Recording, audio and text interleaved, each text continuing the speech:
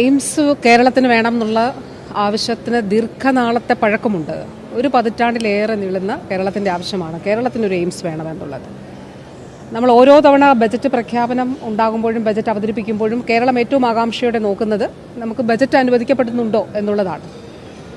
അപ്പോൾ ഞാൻ മുൻപ് പറഞ്ഞതുപോലെ പല സംസ്ഥാനങ്ങൾക്കും 2 എയിംസുകൾ നൽകിയപ്പോൾ കേരളത്തിന് ഇതുവരെ ഒരു എയിംസ് പോലും ലഭിച്ചിട്ടില്ല എന്നുള്ളതാണ്.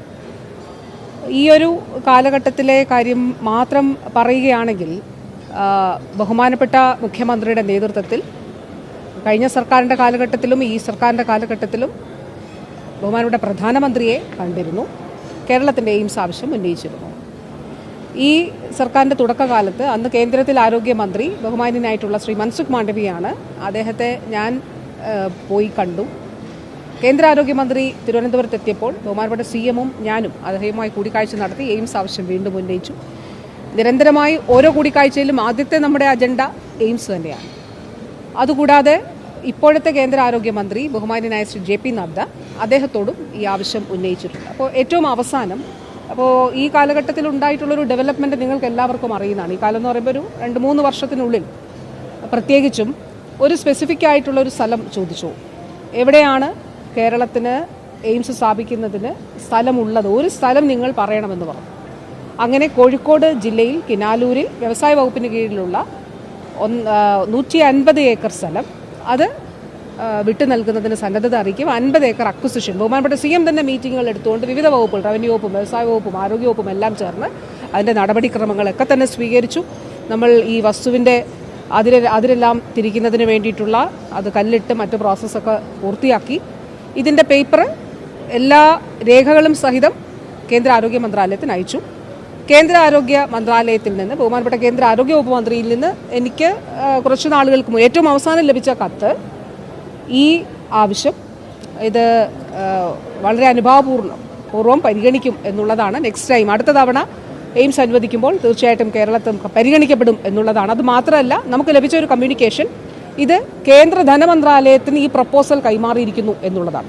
ഔദ്യോഗികമായിട്ട് ഇക്കാര്യമാണ് ഇത് നമുക്ക് അറിവുള്ളത്. ഇതിൽ ഒരു കാര്യത്തിൽ ഒരു സംശയവുമില്ല. കേരളത്തിന് എയിംസ് അവകാശപ്പെട്ടതാണ്. കേരളത്തിന് എയിംസ് ആവശ്യമുണ്ട്. അത് നമുക്ക് ലഭിക്കണം. അതിനു വേണ്ടിയിട്ടുള്ള നിരന്തര ഇടപെടലാണ് നടത്തുന്നത്.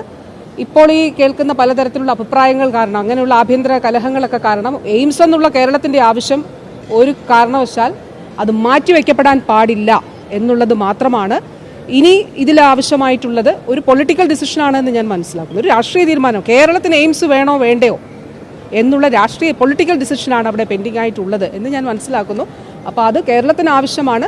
ആ ആവശ്യത്തിൽ അനുകൂലമായ തീരുമാനം എത്രയും പെട്ടെന്ന്, നമ്മൾ എത്ര നാളായി, എത്ര വർഷങ്ങളായി നമ്മളിത് പറയുന്നു, ആവശ്യപ്പെടുന്നു. അപ്പോൾ അത് എത്രയും പെട്ടെന്ന് അതുണ്ടാകണമെന്നുള്ളത് തന്നെയാണ്. ഞാൻ പറഞ്ഞ വാക്കുകളിൽ അതുണ്ട്. 2 എയിംസ് ഒരു സംസ്ഥാനത്തിന് കൊടുക്കാമെങ്കിൽ എന്തുകൊണ്ട് കേരളത്തിന് ഒരു എയിംസ് അവകാശപ്പെട്ടതാണല്ലോ, ഒരു എയിംസ് കേരളത്തിന് ലഭിക്കേണ്ടതാണ്. അപ്പോൾ കേരളത്തെ മാറ്റി നിർത്താനായിട്ട് പാടില്ല. ഞാൻ ബഹുമാന്യനായിട്ടുള്ള ഇപ്പോഴത്തെ കേന്ദ്ര ആരോഗ്യ വകുപ്പ് മന്ത്രി വളരെ പോസിറ്റീവായിട്ടാണ് അദ്ദേഹം പ്രതികരിച്ചത്. മുൻ ആരോഗ്യ വകുപ്പ് മന്ത്രി ശ്രീ മൻസുഖ് മാണ്ഡവ്യയും അദ്ദേഹവും വളരെ പോസിറ്റീവായിട്ടാണ് കൂടിക്കാഴ്ചയിലും അയച്ച കത്തിലും. അപ്പോൾ മുൻ ആരോഗ്യമന്ത്രി പറഞ്ഞത് definitely Kerala deserves one AIIMS എന്നുള്ളതാണ്. ഒരു എയിംസ് കേരളത്തിന് അത് കേരളം അർഹിക്കുന്നുണ്ട്, അവകാശപ്പെട്ടതാണ് എന്നുള്ളതാണ്. ഇപ്പോഴത്തെ കേന്ദ്ര ആരോഗ്യ വകുപ്പ് മന്ത്രിയും അദ്ദേഹവും അത് പറഞ്ഞു. ബഹുമാനപ്പെട്ട കേന്ദ്ര ആരോഗ്യമന്ത്രി അയച്ച കത്തിൻ്റെ കാര്യമാണ് ഞാൻ പറഞ്ഞത്. അതിൽ വളരെ ഒരു പോസിറ്റീവ് നോട്ടാണ് ഉള്ളത്.